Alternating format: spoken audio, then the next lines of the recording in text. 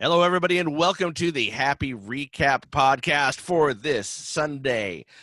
July 26th is our recording date, in between games 2 and 3 of the series. We're talking a little bit about the games this weekend, also talk a little bit about the game tonight, but really want to focus a lot this week on the coming week of Mets baseball. And joining me for this show, it's just the two of us, EJ.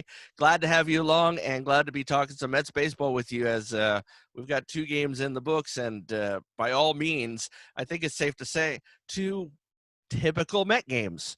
2 very typical Met games in the books, a dominant performance from Jacob deGrom, and an oops, we fell on our face.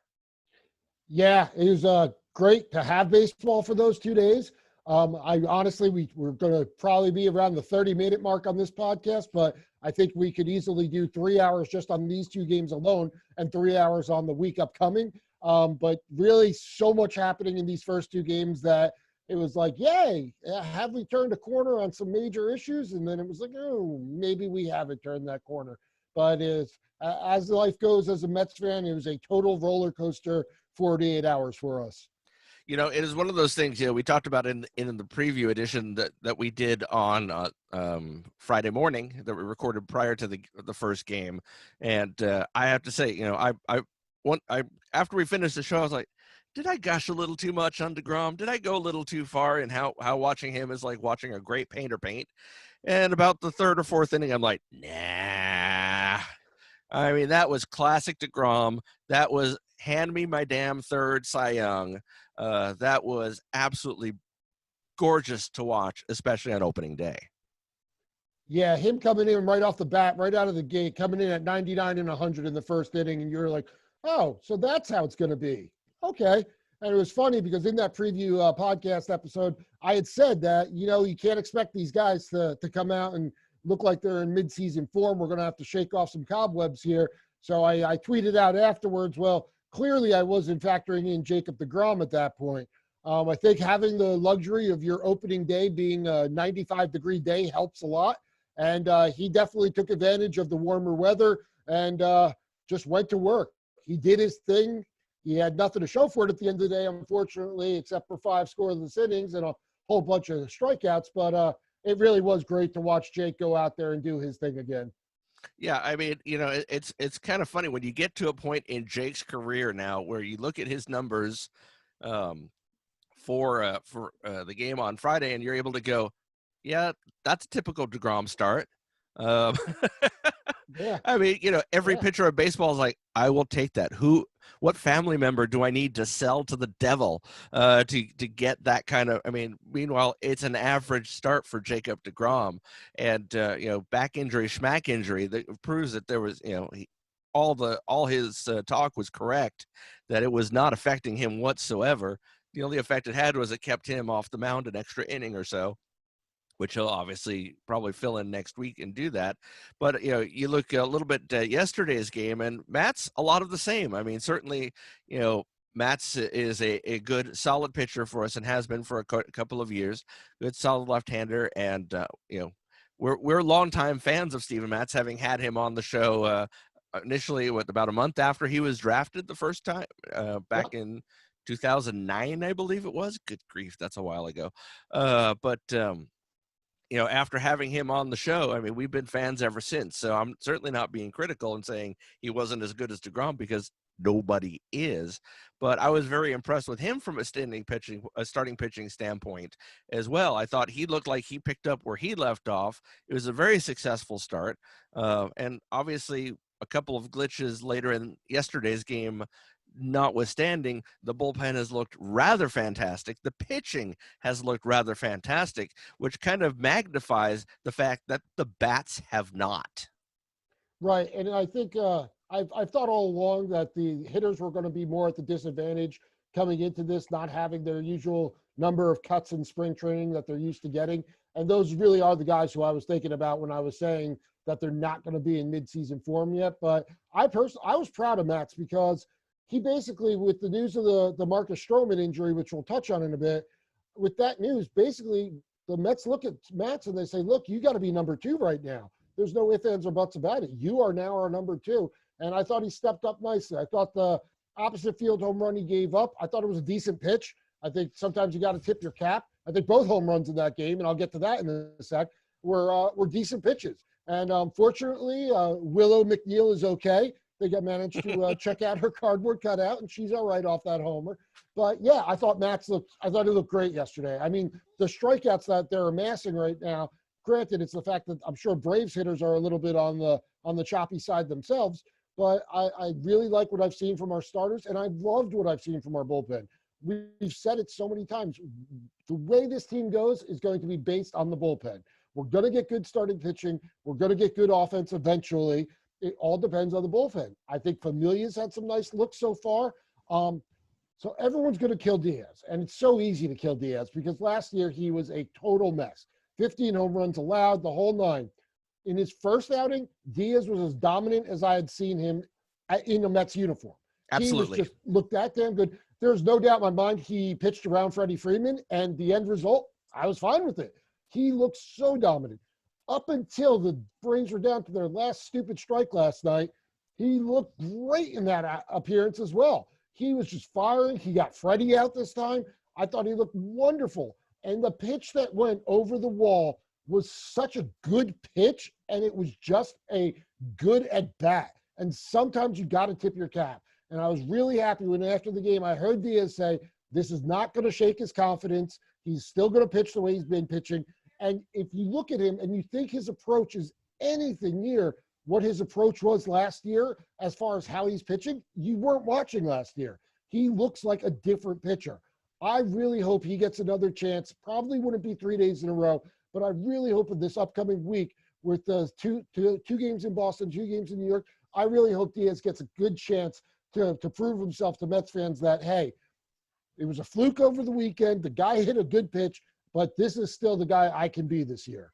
You know, it's one of those things that I've said a couple things, especially on social media the past, 18 hours or so since this all went down. And I stick to all of it. I mean, it was definitely a tip of the cap moment. It was a good pitch. You know, the biggest difference, the 2 biggest differences I've seen, with Diaz so far this season have been that slider is sliding. Yep. I mean, and wickedly so. I mean, that is the slider I remember from Seattle.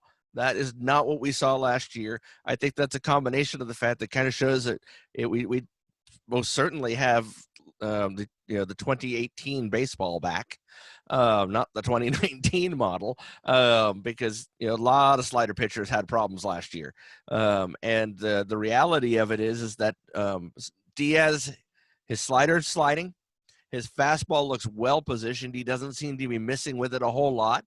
And if you look at his body language, even after that pitch, there was no body language of, right, here we go again. Yep. Absolutely. There was no defeatist. If you looked at him anywhere from maybe May on last year, the look on his face every time he went out to pitch was, do I really have to be here? And it wasn't about being in New York. It was, he just didn't want to be on the mound. That was the countenance in his, that he was portraying on the mound was, I don't want to be here. I'm just going to lose. I'm going to screw up. This is going to go badly. And because obviously that's what's in your head, that's what's going to, I mean, half of his problem last year was in his head. There's no question about that. I didn't see that. And the fact is, after the home run, dude pulled it back together and got out of that inning. Yep. That was the most important thing to me, was that he didn't fall apart right then and there. I gave him a little bit of grief on Twitter, and in hindsight, I probably would take it back. The fact that he laughed at the home run. I think I'd rather see him laughing because a guy just got the best of him than him hanging his head, like you said, the way he did after last May. He was totally in his head last year, and it seemed like you said, came back, finished the inning. My bigger beef actually yesterday was with Strickland than with Diaz. Oh, Strickland he laid an egg. I mean, there's no question about it. I mean, now don't get me wrong. I don't know from a pitcher psychology, what this craptastic new rule does to a pitcher.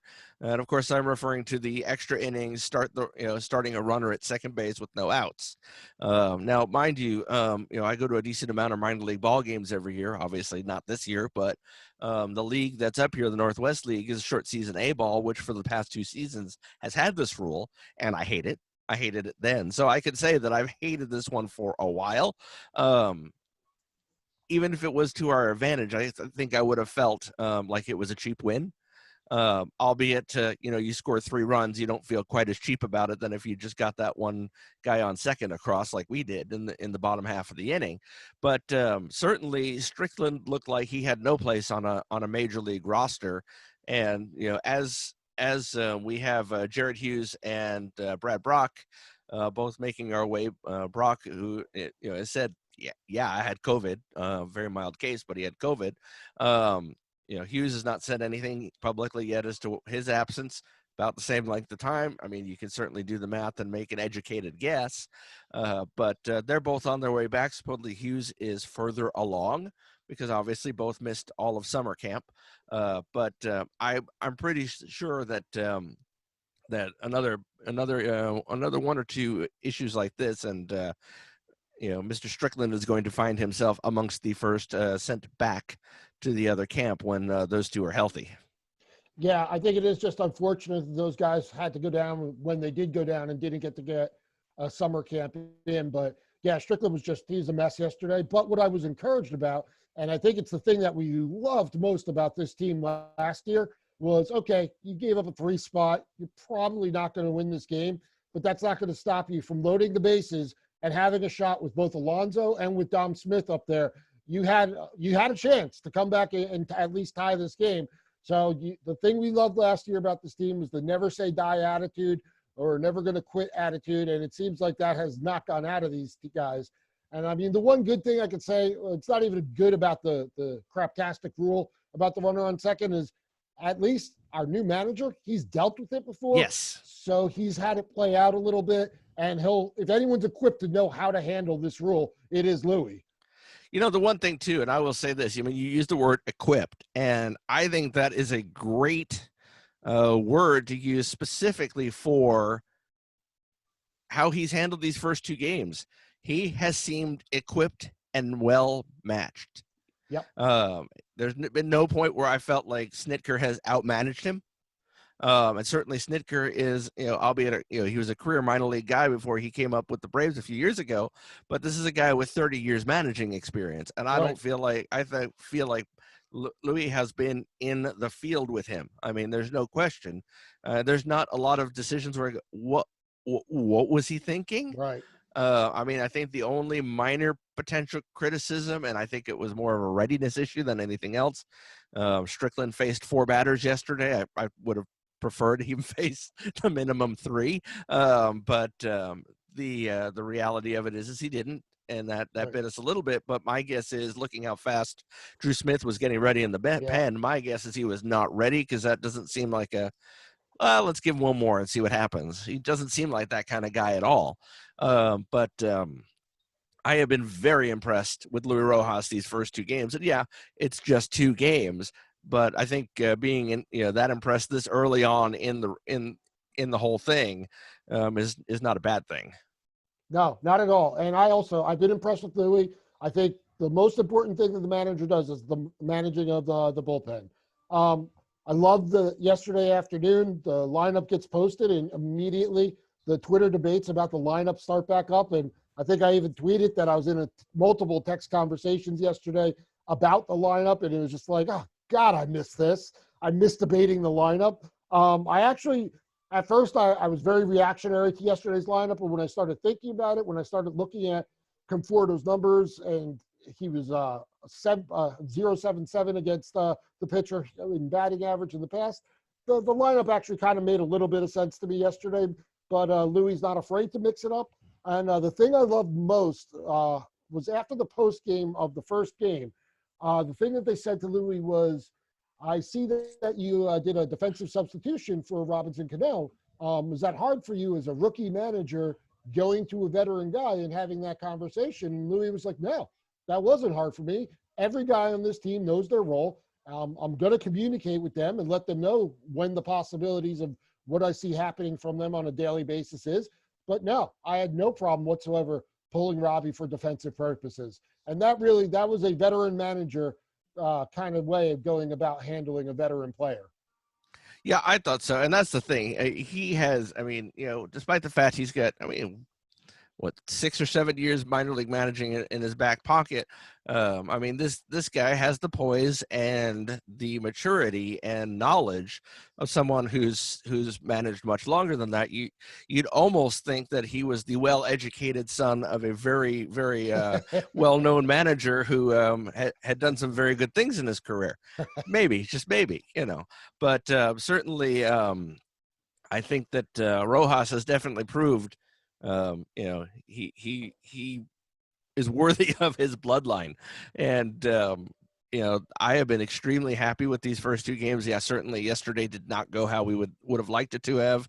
We'll see how things go tonight. I'm never enthusiastic about the Mets on Sunday Night Baseball. It's just a reality of I hate Sunday Night Baseball, so I just assume my team's going to lose, and they do tend to find ways of doing that. But on Sunday Night Baseball, but at least we could say, actually, to be honest, I don't even know who announces Sunday Night Baseball anymore. I know A-Rod's not there because it's a Met game, but I don't even, and I know that our former assistant GM there is no longer on the crew either. She got moved during the week, just Mendoza, but I'm not sure who actually even announces Sunday Night Baseball tonight. So I'll tell you who announces Sunday Night Baseball for me, Howie Rose. Yeah. Because I'm just going to try to sync up tonight like I do anytime a game is on ESPN and let Howie take the call. I've had Gary Keith and Ron the first 2 games. I'm actually looking forward to getting Howie for a game. Yeah, I had a chance because I was out and about a bit yesterday. I got a chance to listen to the game on the radio, and that was nice. That was nice getting a couple innings of Howie in there, and just kind of enjoying that as well. It's all so far. It's all been good. Like I said, loss aside, it's just been kind of nice to have it back, and we'll see how things continue to play out this week. As we're recording, news is breaking out of Marlins camp that they have potentially up to 4 positive COVID tests, which is going to rock their roster a little bit. And then out of Yankee camp, not a COVID test, but they sent Clint Frazier down today. So it'll be that guy just can't seem to stay on that roster for all the talent he has. Yeah, that is surprising to see. And it's a bummer to hear about the Marlins. Again, I want to beat them on the field. I don't want them getting taken out that way. Just like Freddie Freeman. I want to beat Freddie Freeman. I don't want COVID to beat him. So I was actually happy to see Freeman back on the field in the first couple of games. And let's be honest, these next 3 games I feel are really important for the Mets in setting up the rest of the season because, okay, we got through our DeGrom game. We knew what we were going to get from DeGrom. He was everything we wanted. We got through our Mats game. Very impressed by what Mats is. We all know what Mats can be. And we saw what I feel is close to the best out of Mats. But now here comes the question mark. And the big question marks are going to be, we've got Porcello tonight. He looked pretty good in his tune-up against the Yanks. Then we got Michael Wacha, so he's going to be going up against the Sox in Fenway. And then from there, we have the to be determined. I think we all kind of agree it's going to be Oswalt. But this is where I think one of the most important components for this team is going to be, particularly if Marcus Stroman's injury is significant, is what are we going to get out of our 3, 4, and 5s? Because, I mean, you could argue on certain teams, our 3 would be a 5 on some other teams. And our 5 would probably not be pitching for most other teams in their rotation. So this is going to be a real important 3 days for the Mets as they preview the week ahead as to what we're going to get out of these guys. It's one of those things that I feel like, I do think we'll see Peterson at some point. But if the injury is extended on Stroman, I think they're certainly hopeful that it is not. And Stroman, being the confident person that he is, believes that this is absolutely a minimal hindrance. He said that very much both at a press conference the other day and on social media. Kind of a "don't cry for me, Argentina, I'm going to be back," and that's the positivity you and I have talked about with Stroman that we really like, and I hope he's right. Injuries, it's you never know. It's the spirit is willing, but the flesh, it's always a different story. But with the Mets pitching rotation, should Stroman be out for an extended period of time, it certainly is an opportunity for the Mets to think about if they're going to really make a run at this. And with the fact that there are now 16 teams that will make the playoffs, there is no reason not to go for things. Figuring out how hope against all hope to pick up another starting pitcher somewhere. And I'm not talking about the waiver wire either, because I mean, as much as sentimentality would say, "Hey, let's bring back Bartolo," let's give Big Sexy a whirl. That's not necessarily a championship move as much as I love the guy. Yeah, I was very shocked. I even tweeted out that we're going to go ahead and get Bartolo trending, aren't we, Mets Twitter? And they didn't quite get it there, but it was pretty loud on my timeline, the call for Big Sexy. And you're right. I mean, the guy hasn't pitched. He didn't pitch that effectively the last time he did. I love the guy. He's not the answer by any means. And I'll say this as well, Mets fans, and it's not just because of my undying love of him. Matt Harvey ain't the answer either. So let's chill on that. Yeah, let's chill the Harvey talk. He's already helped he's with the Royals now. He's already helped them win a World Series once. Maybe he can do it again. Right, exactly. Yeah. That's not the move we need to make. I agree. If the Stroh injury does seem like it's going to be significant, they are going to have to go out and they're going to have to grab. You're not going to get a top of the rotation guy, not in this element of 16 teams making the playoffs and everybody sprinting at once. But certainly you can hopefully try to find that middle of the pack, a legit solid number 3 guy. No offense to Porcello, who I am a very big fan of, and I actually think he could have a lot of upside. But let's get a legitimate third starter in there for this run to the playoffs. I mean, the reality still comes down to the simple fact, and with the injuries so far this year to Syndergaard, to Stroman, etc., you cannot have too much good pitching. It's the simplest rule in Major League Baseball. It has been the unspoken rule for years. You cannot have too much. So, I mean, I'm always for bringing it, even if Waka and Porcello do amazing, and somehow Oswalt looks more like Roy than Corey. I mean, that's great. I mean, but I still think there's room to bring somebody else in, and I certainly hope that despite everything, I really prefer Oswalt not get that start, but I think it's better off that than a bullpen game. Yeah, I agree. I've never been a fan of the bullpen game, and I'm not actually devastated that Peterson wasn't the move. I think the kid has a lot of potential. Is this the best environment to start him off in? Hey, kid, you're starting the 5th game of the year when every game is basically counts for triple. And, we're kind of going to rush you a little bit here. So I'm kind of glad they didn't make that move. And give Oswalt a chance. I mean, for all you know, it could end up being a bullpen game anyway, based on how he pitches. But I don't like the idea of just going in there and saying, okay, it's an all bullpen game. Yeah, and you figure if there's a bullpen game, we will see some roster changes after that too. Not for anything, but that seems like a situation where you would send Oswalt and potentially one more out to bring in some fresh arms after that, because there are precious few off days, and then I believe the next one is next Thursday, I believe. So a week from Thursday. So we've got 11 more straight days of baseball going. So, if you throw a bullpen game in the middle of a 11, 12 game stretch, you really, really need to probably bring some fresh arms in after that. It's my guess, but we'll certainly see. The last thing I just want to touch on real fast, 2 things related to the Red Sox is from a standpoint. I mean, looking to these games coming up, these 4 games, we've got 2 there, 2 here, and I think we all can agree the Red Sox are not so good, but they're still the Red Sox. So I kind of wanted to get your take and expectations and predictions on what you think this series is going to look like, because again, they're not good, but they're still the Red Sox, and they're still capable of very good. Yeah, they're not great right now. And I think anybody who watches baseball knows that. I think it's the unknown right now of who those starters are for us on the first 2 games. We'll have to see how Waka does. We'll have to see how Oswalt does. Ideally, in a perfect world, I would like to see go up there, split the 2 games, and then come home and do what you know what you have to do. You have to win your DeGrom games, and you have to win your Mets games. So I'd love to see the Mets take 3 or 4 from them. We can split up there and take the series at home. I feel like that's going to be the mantra for the season: is you got to win your DeGrom games and you got to win your Mets games. And then next weekend, we head down to Atlanta for a series down there, which goes straight through into Monday. So a 4-game set in Atlanta. That's what we're looking at over the next. So four against Boston, 4 against Atlanta. Those are our next 8 days. Before we wrap up, we talked about the Red Sox a moment ago, and former Red Sox Mookie Betts signed quite the contract down in Los Angeles this past week.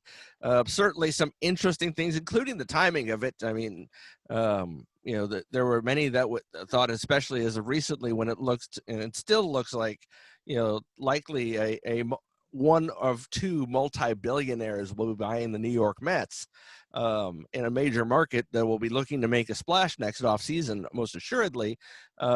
It's a little timing is a little surprising, even though, I mean, at this point, I'm not exactly sure where you'd play Mookie Betts, but you find a place. Right. He's the guy you figure that you sign him and figure that out later and make sure he's in 162. But the timing was a little surprising. The dollar amount was a little surprising, and the fact that he didn't test the market was eminently surprising. But what were your thoughts on this particular contract, which I'm still humored by the fact with over 100 million deferred is going to be looked at as the next Bonilla contract potentially in a few years. Yeah, I mean, I think our text conversation said it all. You texted me and told me the details of the deal, and my first reaction after using a phrase I don't use on our PG podcast was just that: was why would any big-time free agent sign right now while Mets ownership is in flux? It's the number one market, and they're about to be infused with billionaire money. Wouldn't, at the very least, you want to see if they want to take a nibble on you and see what they would be willing to offer, particularly if Cohen wins this bid.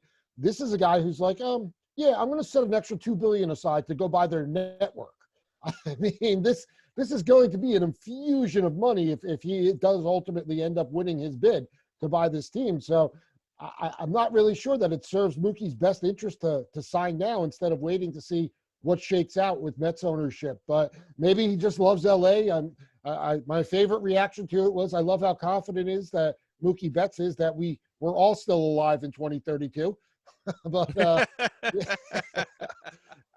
yeah, it was odd timing, but hey, good for him. He got paid. And like you said, with the deferral of that contract, he got paid for generations upon generations of the Betts family. Yeah, he certainly did. And I mean, yeah, to sign that deal in the midst of a pandemic and an economic downturn, the likes of, I'd love to say the likes we haven't seen in our lifetime, but we did have the Great Recession a decade ago, so I can't really say that totally. But yeah, it's certainly a good amount of money, a strange timing on a lot of levels. And I think that's why you're seeing, like, for example, early in spring training, the Phillies were negotiating with JT Realmuto on an extension, and that mysteriously has stopped. He is no longer negotiating with them and has not been. And from every indication, he now intends to test the market. And I have to think, and maybe this is me being narcissistic, but I don't think so, because I'd like to think I'm not one. I have to think the Mets have a little bit of something to do with that, at least on the grounds of, let's see what they have to offer. His agent has to be telling him that. Without a doubt.